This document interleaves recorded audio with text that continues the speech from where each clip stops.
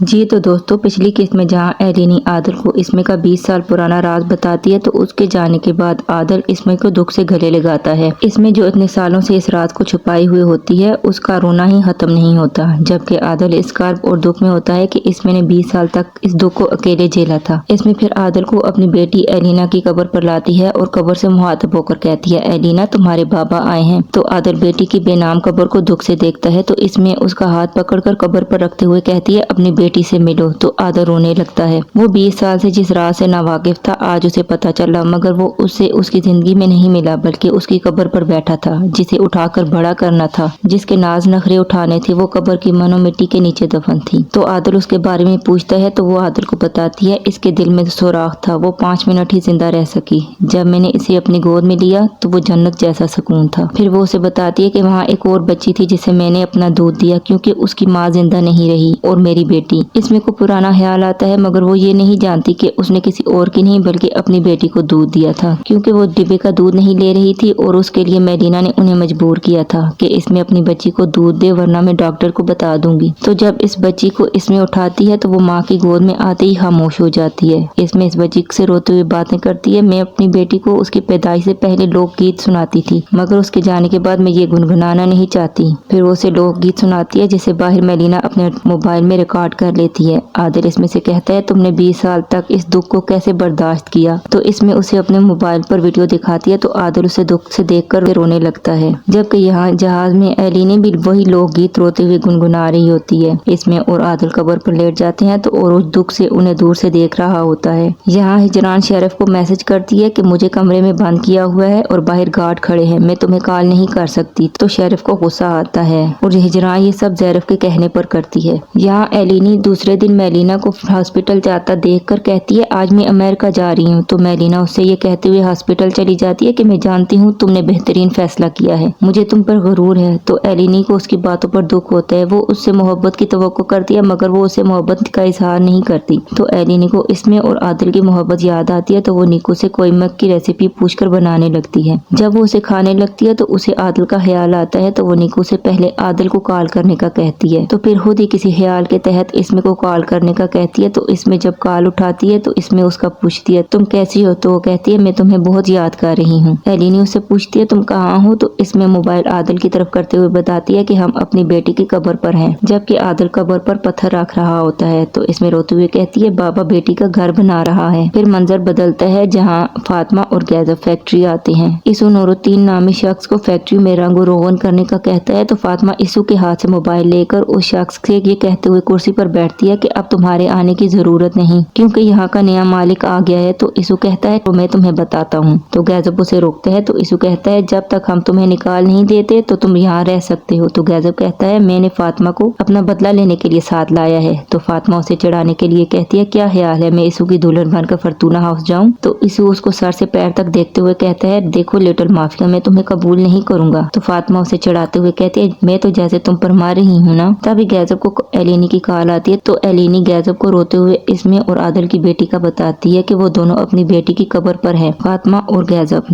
فوراً وہاں سے چلے جاتے ہیں۔ جب شیرف شیری، فرتونہ اور زیرف کے ساتھ وہاں آتا ہے تو ان کو ایسے تیزی سے جاتا دیکھ کر حیران ہوتے ہیں۔ تو زیرف اسو سے کہتی ہے، یہ آگ کی تیزی سے کہاں گئے ہیں؟ تو اسو کہتا ہے، یہ آگ اب ہمیں بھی اپنی لپیٹ میں لے گی۔ جبکہ یہاں کوچاری میں بالی کھانا بنا کر امیرم چچا اور ایوب خان کے لیے لاتی ہو تو تب امیرم چچا کو گیزب کال پر عادل کی بیٹی کا بتاتا ہے تو وہ حیران ہوتا ہے۔ یہاں ایلوی شیرف سے اپنے بیٹے کو معاہدے کے مطابق لینے کے لیے آتی ہے تو تب یہ ہجران شیرف کو کال کر کے بتاتی ہے کہ عادل کو اس کی بیٹی اور اس کی قبر کا پتہ چل گیا ہے۔ تو شیرف کچھ سوچتے ہوئے گوہان کو ایلوی کو اغوا کرنے کا کہتا ہے تو ایلوی خود کو چھڑواتی ہے مگر وہ گوہان سے خود کو چھڑوا نہیں پاتی۔ گیزب اور فاطمہ قبرستان آتے ہیں جہاں اسمے اپنی آنکھوں میں ویرانی لیے بیٹھی ہوتی ہے جبکہ عادل بیٹی کی قبر پر پتھر رکھ رہا ہوتا ہے تو گیزب بھی اس کی مدد کرتا ہے جبکہ فاطمہ کی آنکھوں سے آنسو بہ رہے ہوتے ہیں۔ وہ اسمے سے کہتی ہے، کیا تم میرے بھائی سے اتنی نفرت کرتی ہو؟ تو گیزب اسے روکتا ہے مگر فاطمہ اپنی ہی بات کرتی ہے تو اسمے کہتی ہے، میں یہ نہیں چاہتی تھی کہ وہ اپنی اولاد کو کھونے کے غم سے گزرے۔ تو فاطمہ کہتی ہے، تم اس کے مرنے سے پہلے بھی بتا سکتی تھی۔ تو اسمے کہتی ہے، تب عادل جیل میں تھا۔ تو فاطمہ روتے ہوئے کہتی ہے، تو اب تم نے میرے بھائی کا دل جلانے کے لیے کیوں بتایا ہے؟ تو عادل فاطمہ سے کہتا ہے، کیا تم اپنے بھائی کی بیٹی سے نہیں ملو گی؟ تو فاطمہ روتے ہوئے بھائی کے گلے لگتی ہے اور کہتی ہے، میں تم پر قربان جاؤں میرے بھائی۔ تو گیزب روتی ہوئی اسمے کو دیکھتا ہے تو اس کے پاس آ کر بیٹھ جاتا ہے۔ عادل پھر اسمے से कहता है मैं सब जानना चाहता हूँ, तुम मेरे साथ कुछ जारी चलोगी। तभी शेरिफ वहाँ आकर कहता है कोई कहीं नहीं जाएगा। तो दोनों तरफ से एक दूसरे पर असला तान लेते हैं। तो इसमें सबसे असला नीचे करने का कहती है कि ये मेरी बेटी की कब्र है। तो फिर शेरिफ कहता है मेरी बीवी कहीं नहीं जाएगी। तो आदिल कहता है तुम्हारी बीवी नहीं, मेरे बच्चे की माँ। मैं सब जानना चाहता हूँ कि तुमने ये सब मुझसे क्यों छुपाया, तब मैं तुम सब पर क़यामत बांधकर उतरूंगा। तो शेरिफ इसमें को कहता है तुम अपने शोहर के बजाय उसके दुश्मन के साथ जा रही हो, ये ठीक नहीं है। तो इसमें उसे तलाक के कागज और शादी की अंगूठी देते हुए कहती है मैं तुमसे तलाक ले रही हूँ, और अपनी बात करके वो आदिल के साथ चली जाती है। शेरिफ फिर जली हुई फैक्ट्री में एल्वी के पास आता है और उसे धमकी देता है अगर तुम अपने बेटे से दोबारा मिलना चाहती हो तो आदिल के पास 2 मोबाइल हैं जिनके सबब मैं जेल जा सकता हूँ, तुम मुझे वो ला के दोगी तो तुम अपने बेटे को दोबारा देख पाओगी। एल्वी को उस पर गुस्सा आता है मगर वो बेबस होती है। यहाँ इसमें आदिल के साथ घर आती है तो सब उसे दुख से मिलते हैं। तो आदिल और इसमें अलग बैठकर बातें करने के लिए घर के अंदर चले जाते हैं। तो उन्हें एलिनी का ख्याल आता है। तो इसमें आदिल से कहती है क्या तुम ठीक हो। तो आदिल कहता है मैं नहीं जानता। तो आदिल जब इसमें से पूछता है तो वो कहती है मुझे एलिनी बहुत याद आ रही है, मैं उसकी मौजूदगी में सांस ले पाती थी। तो आदिल कहता है ये वजह थी कि तुम उसे अपनी बेटी समझती थी। तो इसमें कहती है मुझे एल्वी के टेस्ट की रिपोर्ट के बाद भी यही महसूस होता है कि एलिनी मेरी बेटी है। तो आदिल कहता है मुझे भी ऐसा महसूस होता है जैसे मैंने अपनी बेटी को अमेरिका पढ़ने भेजा हो और उसके जाने के बाद घर हाल ही हो गया हो। आदिल फिर इसमें से माजी के बारे में पूछता है जब हम भाग रहे थे तब तुम यही बताना चाहती थी, तो तुमने मेरे जेल जाने के बाद शेरिफ से शादी क्यों की, क्या उसने तुम्हारे सर पर बंदूक रखी थी या तुम्हें धमकी दी थी। तो इसमें हिजरान और आदिल की माजी की तस्वीर उसे दिखाती है। तो आदिल कहता है शेरिफ से निकाह तुम सिर्फ इस वजह से नहीं कर सकती कि तुम हिजरान से जलती थी। तो इसमें कहती है शेरिफ तुम्हें कत्ल कर देता या फरतूना से कोई भी। फिर वो पानी पीने के लिए किचन में जाती है तो उसे गिलास नहीं मिलता। तो आदिल उसे कैबिनेट से गिलास निकाल कर देते हुए कहता है तुम मेरी बेटी से हामला होते हुए कैसे शेरिफ से निकाह कर सकती हो जबकि तुम्हें इस घर का इतना नहीं पता कि गिलास कहाँ है। तो इसमें ये कहते हुए किचन से बाहर आ जाती है कि मैं ये तो बर्दाश्त कर सकती हूँ कि मुझे ये नहीं मालूम कि तुम्हारे घर में गिलास कहाँ पड़ा है, मगर मैं ये नहीं बर्दाश्त कर सकती कि मुझे मालूम हो कि तुम्हारी कब्र कहाँ है। तो आदिल फिर उसे कहता है तुम क्या करती, क्या उस बदमाश को मेरी बेटी का बाप बनाती और मेरी बेटी का हाथ पकड़कर मेरे सामने से गुजर जाती। तो इसमें रोते हुए दुख से कहती है मेरी बेटी तो जिंदा होती और मैं तुम्हारे पास से उसका हाथ पकड़ कर गुजरती। जब मैं उसके गम में जल रही थी तो ना तुम मेरे पास थे ना ही शेरिफ, कोई भी मेरे पास नहीं था, मैं अकेली थी, किसी ने मेरा हाथ नहीं थामा। तुमने शेरिफ पर हमला किया क्योंकि मैं उससे शादी कर रही थी और तुम जेल चले गए और उसने तुम्हारे बाप को कत्ल किया। तो जिस वक्त मैं अपनी बेटी को दफना रही थी तो सिर्फ पुलिस मेरे साथ थी, शेरिफ नहीं। मैंने अकेले अपनी बेटी को दफनाया है इस दुश्मनी की वजह से जिस पर मैं थूकती हूँ। वो रोते हुए कहती है जंग तुमने लड़ी मगर मैं हार गई क्योंकि तुमने अपनी लड़ाई में मुझे जंग का मैदान समझ लिया था और मुझे कुचल कर रख दिया, मैं हार गई और अकेली रह गई। तो आदिल रोते हुए नीचे बैठता है और उसका हाथ थाम कर कहता है मुझे इजाजत दो कि मैं ये हाथ थाम लूं। यहाँ एलिनी जाने की तैयारी कर रही होती है तो नीकू से कहती है लिस्ट देखकर बताओ कुछ रह तो नहीं गया। तो नीकू सब चीजों का नाम लेता है तो वो सब चीजें देखते हुए कहती है ये सब मैंने रख लिया है। तभी नीकू बजूकी का नाम लेता है तो एलिनी किसी ख्याल के तहत बजूकी पर धुन बजाकर लोकगीत गाने लगती है जो इसमें ने लिखा था। तभी बाहर ओरोज उसका फ्लैट ढूंढ रहा होता है तो उसे एलिनी की आवाज आती है तो वो दरवाजे पर दस्तक देता है। एलिनी घड़ी पर वक्त देखते हुए उठती है तो दरवाजा खोलती है। सामने ओरोज को देखते हुए दोबारा दरवाजा बंद कर देती है। तो ओरोज कहता है एलिनी दरवाजा खोलो, मुझे दरवाजा तोड़ने पर मजबूर न करो। तो फिर वो 3 से 1 तक गिनती गिनता है तो एलिनी दरवाजा खोल देती है जबकि ओरोज भी दरवाजा तोड़ने के लिए दरवाजे पर झपटता है। तो तभी एलिनी भी दरवाजा खोल चुकी होती है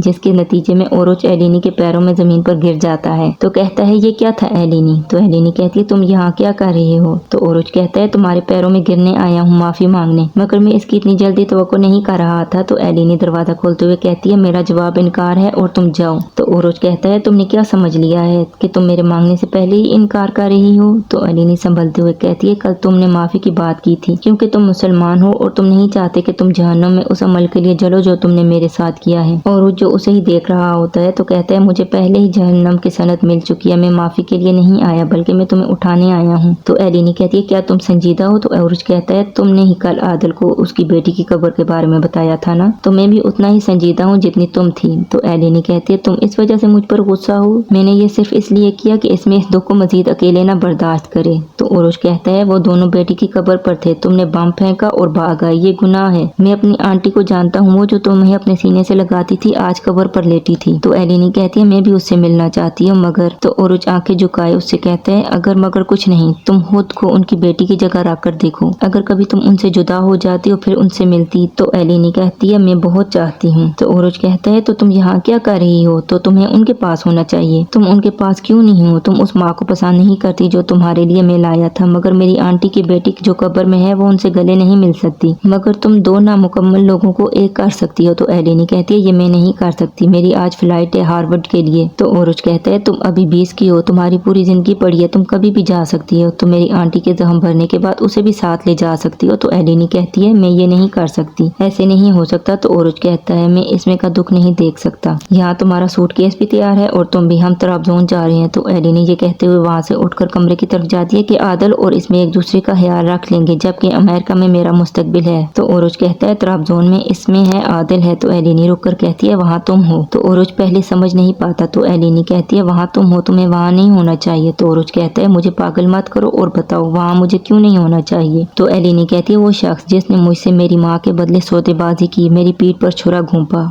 उसकी मंगेतर भी है। वो सिर्फ इतना ही कह पाती है, मजीद बात नहीं करना चाहती। तो ओरुच कहता है उस शख्स के बारे में क्या, तुम रुक क्यों गई हो? तो एलेनी फिर कहती है मैं उस शख्स से मोहब्बत में नहीं पड़ना चाहती। ओरुच जो खुद वो इस बात से भाग रहा होता है, वो ये बात एलेनी से सुनता है तो हैरान रह जाता है। तो कहता है ये बात कहाँ से आ गई, जबकि एलेनी ये कहते हुए खुद को कमरे में बंद कर लेती है, मैं तभी वापस नहीं जाना चाहती थी। यहाँ कुचारी में एलवी आकर सबसे मिलती है, जबकि गैजब गुस्से से हिजरान के पास जाकर कहता है तुम सब इसका हिसाब दोगे। तो वो कहती है तो लो ना हिसाब, मैं भी तंग आ गई हूँ, ना मैं अपने घर जा सकती हूँ ना उनसे मिल सकती हूँ, अगर मर्द हो तो लो हिसाब। तो गैजब गुस्से से दरवाजे पर मुक्का मारता है तो उसके हाथ से खून बहता है। तो बाली उसके हाथ पर अपना स्कार्फ बांधती है। तो वो गुस्से से फरतूना पर हमले के लिए जाता है। तो अमीरम चाचा उसे रोकते हुए कहते हैं कि सब सदमे में है, तुम ऐसा कुछ नहीं करोगे। तो वो आदल के पास जाता है। तो इसमें उसे अपनी पुरानी वीडियो दिखाती है। तो गैजब आदल से कहता है क्या तुम ऐसे ही रहोगे या वो करोगे जो तुम पर जचता है? तो आदल कहता है मेरी बेटी मुझे रब ने दी और मेरे देखने से पहले ही ले ली, मैं उसके लिए कोई बदला नहीं लूंगा, बाकी मैं ये फैसला इसमें से पूछ कर करूंगा। तो गैजब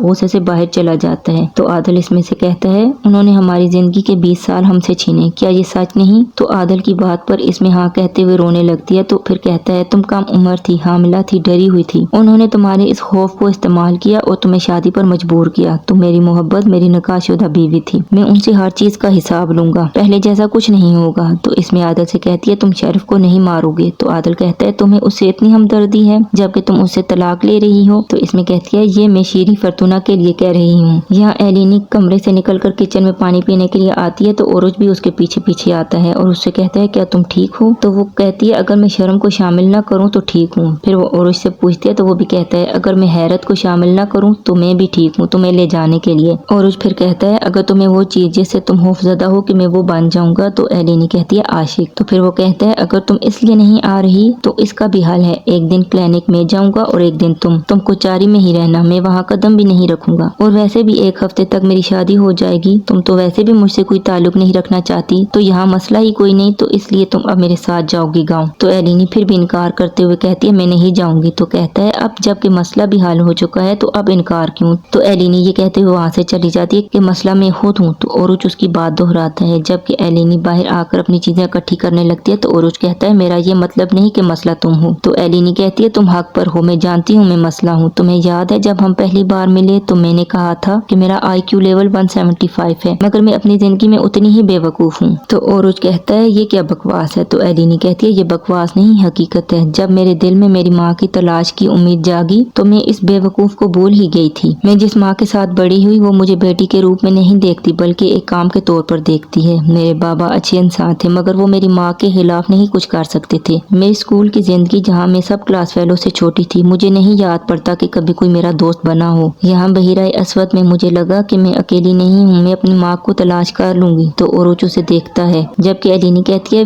ये वो तन्हाई नहीं जिसके बारे में मैं बात कर रही हूँ। तो ओरुच उसे देखने लगता है। तो एलेनी कहती है मैं सच कह रही हूँ। तो ओरुच कहता है तुम्हें इसके अलावा कुछ जेब भी नहीं देता डॉक्टर। वो उससे बातें करने लगती है कि बहिराए अस्वद में सबसे पहले आदिल से मिली। अपनी 20 साल जिंदगी में पहली बार मुझे अपना आप अकेला नहीं महसूस हुआ। वो बाप की तरह था, एक पहाड़ की तरह। आंसू धीरे धीरे उसकी आंखों की बाढ़ अबूर करने को बेताब होते हैं जब वो ये कहती है कि मुझे अपना आप वहीं का लगा था जैसे मैं वहीं का हिस्सा हूँ। मुझे अपना आप महफूज लगने लगा था। तो मुझे इसमें के पास लेकर गए और उससे कहा कि मुझे रहने को जगह दे, खुश्क लिबास और खाने को दे। तो मैंने बहुत से ख्वाब देखे, उन ख्वाबों में खो गई थी। तो और फिर कहता है उसके बाद जब तुमने मेरी मंगनी देखी, जब मैंने तुमसे तुम्हारी माँ के बदले सौदेबाजी की, ठीक उस वक्त जब तुम इसमें और आदल से बंध गई थी, तो मैं हिजरान को तुम्हारे पास तुम्हारी माँ के तौर पर लाया, तो मैंने तुम्हारे सारे ख्वाब तुमसे छीन लिए। तो एलिनी कहती है इसमें तुम्हारी गलती नहीं कि हिजरान मेरी माँ है, लेकिन ये सच है कि तुमने मेरे ख्वाब छीने। तो ओरुज दुख से गहरी सांस लेता है। तो एलिनी कहती है मैंने कहा था ना कि मैं जिंदगी में बेवकूफ हूँ। तो ओरुज दुख से कहता है तुम बेवकूफ हो और हम बुरे। तो एलिनी भी उसकी बात दोहराते हुए कहती है हाँ तुम हो बुरे और मैं बेवकूफ, और मैं उस शख्स के बारे में ख्वाब नहीं देखना चाहती जो बुराई को चुने। मैं इसमें और आदल के लिए पागल हो रही हूँ, मगर मुझे अपने एहसासात पर भरोसा नहीं। मैं मसला हूँ, मैं टूट चुकी हूँ, इसलिए मैं जानती हूँ बेहतर यही है कि मैं अपनी दुनिया में लौट जाऊँ। मैं खुद को संभाल लूंगी, क्या तुम समझ रही हो ना? तो ओरुज कहता है तुम टूटी नहीं हो, ना ही कोई ऐसी बात है, मैं तुम्हें अच्छी तरह से समझ रहा हूँ। तुम वहाँ सिर्फ जिंदगी गुजारोगी, खुश नहीं रह पाओगी। तो एलिनी कहती है क्या तुम खुश हो? तो वो कहता है बुरे लोगों की यही सजा है कि वो अपनी जिंदगी में खुश नहीं रह पाते। ओरुज फिर कोट पहनते हुए एलिनी से कहता है चलो मैं अब चलता हूँ, मगर मेरी एक शर्त है, जो लोकगीत तुम गा रही थी जब मैं आया था तुम वो मेरे लिए गुनगुनाओ, मुझे वो अच्छा लगा था। तो वो कहती है ये लोकगीत मेरे बाबा मेरे लिए बजूकी के साथ गाते थे, जब मैं बच्ची थी तो बहुत रोती थी, तो जब बाबा ये गीत गाते थे तो मैं खामोश होकर सुनने लगती थी। ओरुज फिर कहता है तुम ये आज मेरे लिए गाओगी तो मैं ये रिकॉर्ड करूंगा, तो जब मैं इसे सुनूंगा तो खामोश हो जाऊंगा और याद करूंगा कि मैंने तुम्हें कैसे खो दिया। तो वो लोकगीत उसे